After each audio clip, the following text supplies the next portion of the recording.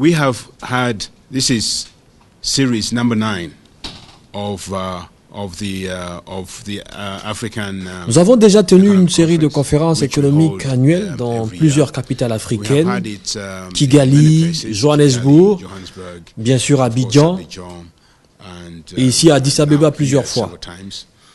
Il y a une convergence de vues avec nos partenaires que sont le PNUD et la Conférence économique des Nations Unies pour l'Afrique sur la nécessité de soulever au travers de ces conférences des questions essentielles liées à l'innovation et à la connaissance sur le continent et à les ramener à des perspectives de développement.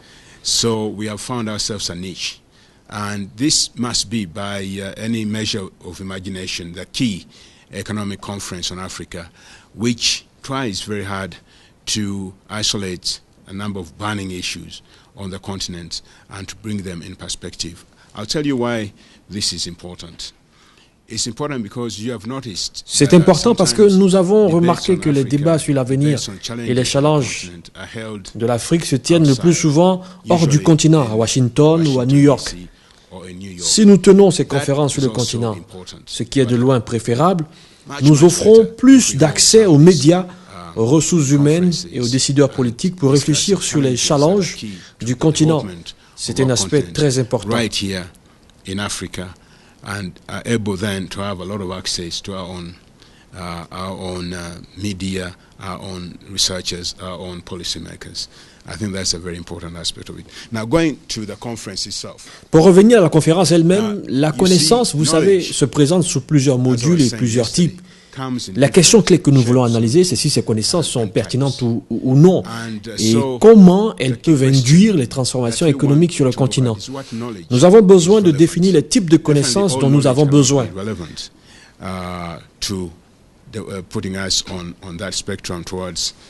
Economic transformation. So we need to differentiate between the types of knowledge that we need. But what about innovation? En ce qui concerne l'innovation, de quel type d'innovation avons-nous besoin? Et il ne s'agit pas de créer de nouvelles connaissances. Et je l'ai signifié à la cérémonie inaugurale. Ce qui a manqué depuis 50 ans, depuis le temps où des conférences sont organisées, c'est la mise en œuvre. Être sérieux dans l'action, susciter des capacités au sein des gouvernements pour faire avancer ces agendas. Creating capacities within government in order to push the agenda forward. So, and also, we should not take it lightly. It doesn't just happen. There has to be a dedicated. Pour que cela arrive, il faut des gouvernements qui s'impliquent fortement. Mais en plus, il faut la pression des populations qui doivent exprimer leurs besoins. Les dépenses engagées par l'État sont les ressources des populations. Elles ont le droit de mettre la pression sur les gouvernants pour qu'ils aillent dans le bon sens. So innovations, knowledge, all in the. La part de l'innovation et de la connaissance au service de la transformation du continent est énorme.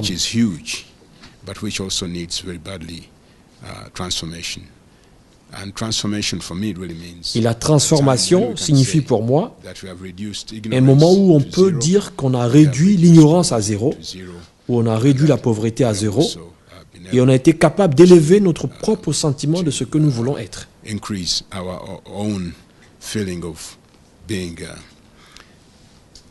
Being where we want to be.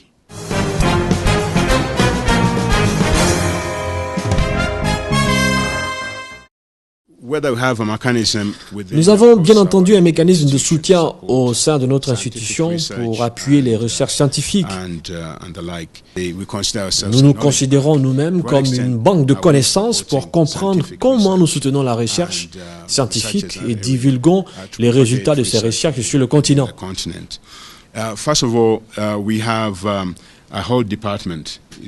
D'abord, nous avons un département entier appelé Ressources humaines et développement consacré aux divers aspects de la recherche. Nous soutenons par exemple l'université libre basée à Nairobi. For example, we support the Open University based in Nairobi. Nous soutenons des centres d'excellence. Un centre est même basé à Kigali. Ce sont des institutions et universités qui offrent des formations en master et ingénierie. Et quand vous étudiez dans ces universités, vous obtenez un diplôme d'une université américaine de référence appelée Carnegie Mellon, qui est spécialisée en technologie. De nombreux étudiants de sphères anglophones et francophones attendent d'entrer dans ces pôles d'excellence.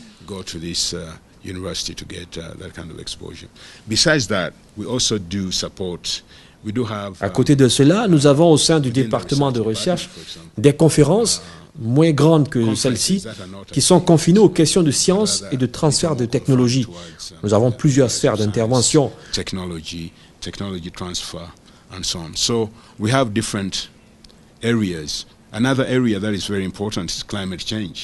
Un autre thème important, c'est le changement climatique, qui est au cœur des recherches soutenues par la banque à travers un autre département.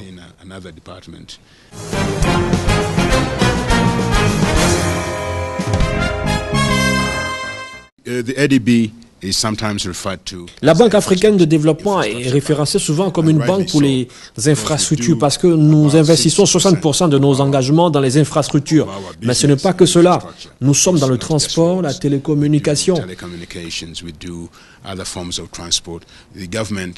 Les gouvernements ont une part à payer et d'autres donateurs ont leur part. Et nous tenons les gouvernements à un haut standard de gestion. Et si le gouvernement est à certains égards impliqué dans des cas de corruption ou de détournement, comme vous invoquez dans votre question, je ne connais pas de cas où il a été prouvé que les projets ont été détournés et l'argent mal géré et que la banque soit restée sans dire mot. Il n'y a jamais eu de cas.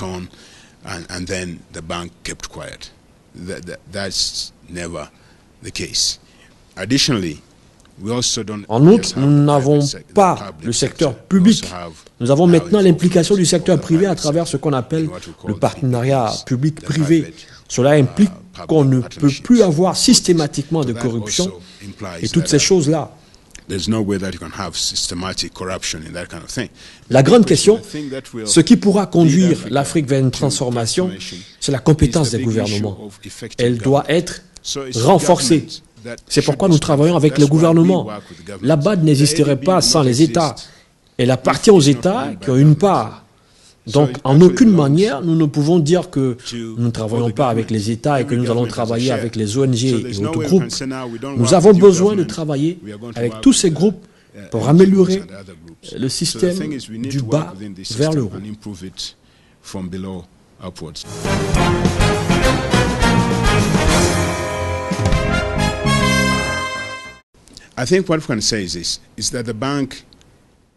La Banque africaine de développement est une grande banque, mais à côté des besoins du continent, c'est une petite banque. Ce serait une erreur d'essayer de faire tout à la fois. Donc ce que nous faisons, c'est de tisser des partenariats. Et les meilleurs partenaires, ce sont les gouvernements qui sont propriétaires de la banque. Nous prodiguons des conseils à ces gouvernements. Par exemple, il y a de nombreuses universités qui sont créées sur le continent.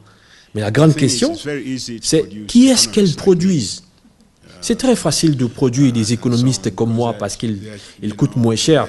Mais les ingénieurs, eux, coûtent plus cher, tout comme les médecins.